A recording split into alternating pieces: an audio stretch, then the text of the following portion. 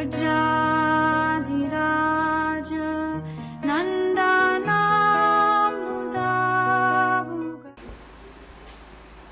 the ISKCON also organization, we understand at proper times it birth and growth happened very rapid, fast, and came to kind of stability. But when Prabhupada left again, then redefinition and redevelopment has happened. So you being in strategic planning GBC, would like to throw some light as an organization of ISKCON. Okay, the first thing I would like to clarify, it is not just when Srila Prabhupada left. It is not. First of all, because we see the first cycle, even abruptly in some cases, why Srila Prabhupada was there. Think of the Hawaii thing. You remember Govinda Das, Srila Prabhupada's secretary, and Gaura Sundar. They were Srila Prabhupada's secretary for about a year. And they went to Hawaii, they opened the temple. And then apparently Gaura Sundar would have sold the temple and kept the money. So that was a kind of abrupt birth, growth, and sudden death of a project. So we have seen it also within Srila Prabhupada experience. It was not just, I wouldn't say historically, I wouldn't say it was growing after, and then they got, no. Some place started growing after Srila Prabhupada. Think of Russia. Srila Prabhupada left one initiated devotee in Russia. There was nothing. In 77, there was nothing in Russia. Yeah, some books, Krishna Maharaj doing some fairs, no, but really there was nothing. Then they had the phase of 10, 12 years underground. You remember, I mean, there was that drama, no, the salted bread, so you know the story. They took the devotees to the jails, but there was no book publication underground. They were copying the books. And the movement was growing underground. In the 90s was an explosion because communists fell. Communists fell, and suddenly they had freedom. So they started opening many big temples, and the big temples started filling up with devotees. Filling up, literally. But then, after a few years, really quickly, some temples, the brahmacharinis got married. Often they disconnected. They didn't even the economic support, and then they started closing temples. They closed so many temples. In Russia, they closed so many temples. I don't have a number, but they closed temples. So we already seen it. This.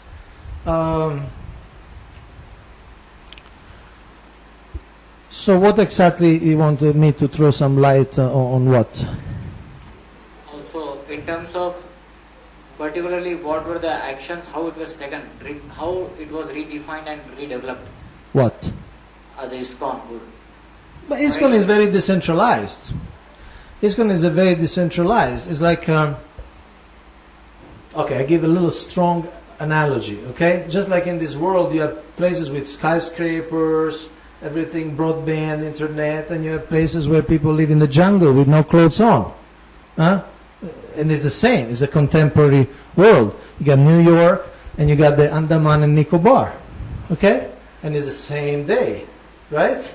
So in ISKCON we have things like that. We have the New Yorks and we have the Andaman and Nicobars. We have a place where buildings are being built, especially in India, okay? Land has been acquired, building, temple openings. In January there was one in Kanpur. It was the first, I think was the first anniversary of the opening of the temple. And so on and so forth. So, and at the same time there are places struggling very, very seriously. Struggling, places where there were temples, South America, Bolivia, La Paz, capital of Bolivia, was a temple full of devotees. Then, for some reason, for some political reason, they put they made them outlaws. They outlawed the movement, so they closed the temple. And now, since they never really recovered, they never really. Yes, there is some initiative, some little study center, which is like a temple, but it's struggling. In Chile, Santiago, you heard about this earthquake in Chile a few months ago? Well, that actually cracked the temple, and they had to evacuate the temple.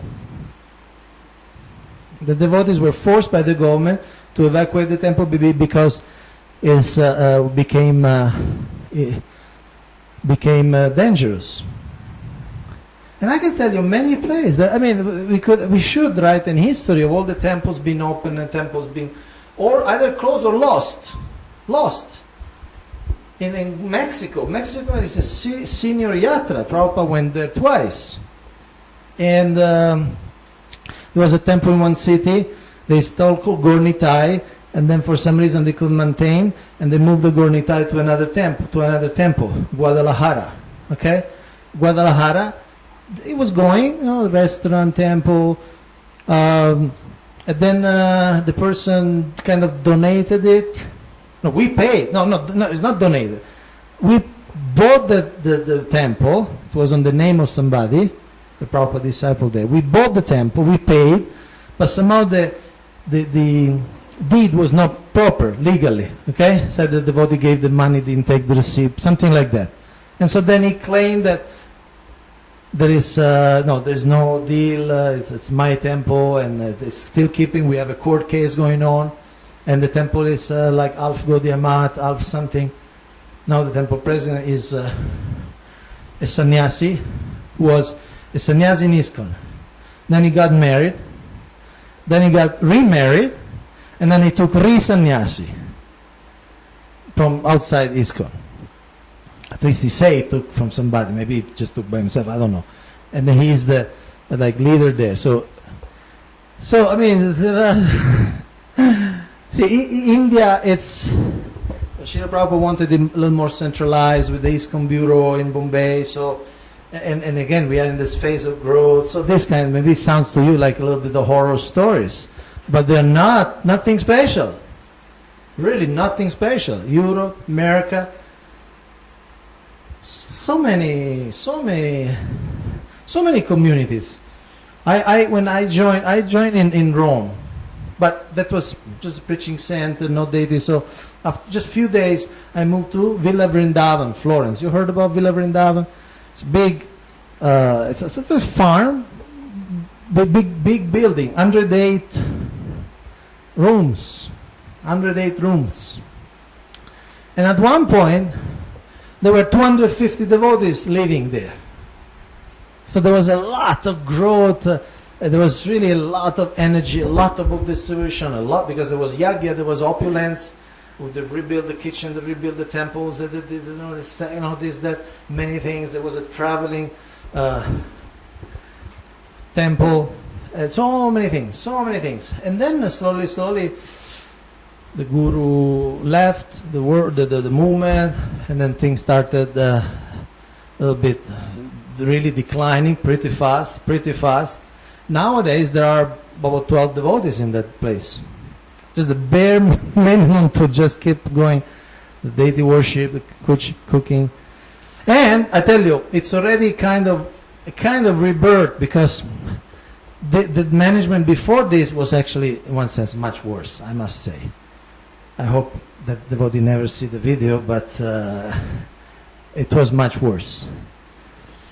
The president, once he broke the arm of a devotee, really like kind of crazy, the conflict, paranoia, kind of madness, type of. I'm not saying it was mad. I'm just saying crazy things happen. And what to speak, there are many cases. I'm sorry, but this is a reality check.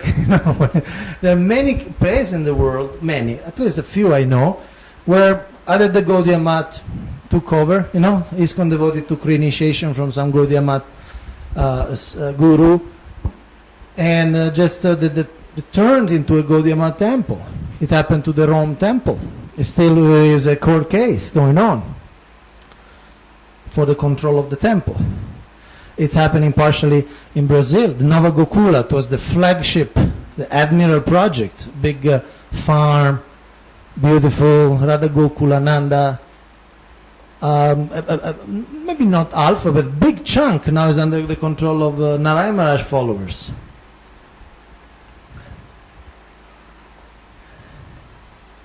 So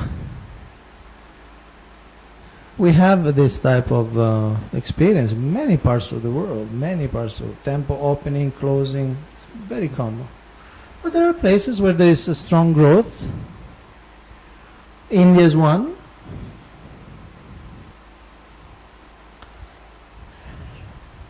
So how would you classify your project? Nagpur, where are you? Huh? Just what, between birth and growth? Growth, huh? Okay. Pune, how would you define growth? Huh? Between growth and stability. And this, Juhu. I asked Juhu. Yeah.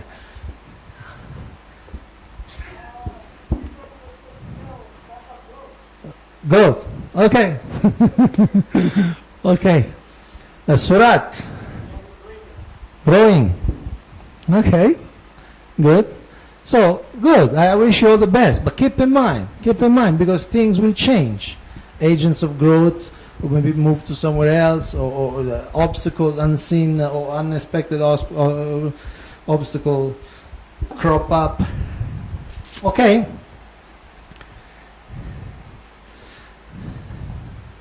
Are you ready for something even heavier? Huh?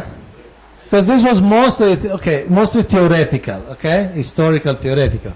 Now we get into the... Just one understanding I wanted to check. Huh? Final understanding I wanted to check.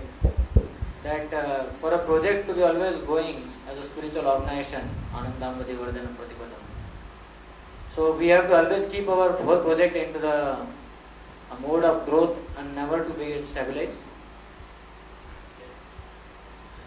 Well, you will reach, they say, okay, again, this is not Shastra. This is a group of religious people who have experience and they study and this is their observation. I'm not saying it would be same, but so they say when you reach some stability, then you need to redefine and say, see, I think I like very much this sentence, new information. New information about yourself, about your goals, about the changing environment, redefining your mission. Okay? So, stability is not bad.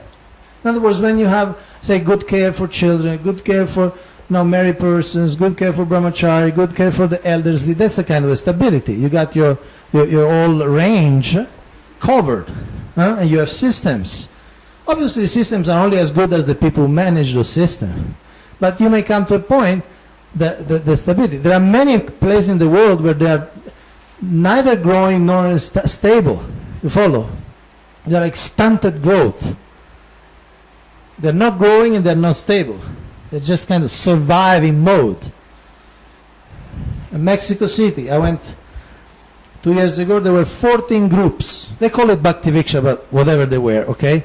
14 groups in Mexico City. Mexico City is the second largest city in the world. There are 20 million people living right there. It's bigger than Bombay. It's an important city, okay? 14 groups. Then I went around and then I came back after a few months, there were 2 groups. I went last year, there were 4 groups. Stunted growth, or like spurts of growth. I know, it's unfortunate. Manila, Philippines, another major city in the world. I don't know how many, 10 million people. You know, we are in that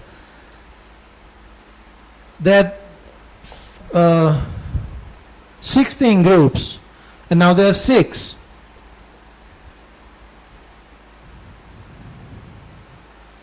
Nigeria, Lagos, they started, Bhakti Tirtha sent them a few books, Bhakti Viksha Manual, way back, 98, 99. He asked, please do. They started with 7 groups. And they almost immediately closed them, 6 of them. 1 is still going on. It's managed by one grandmother.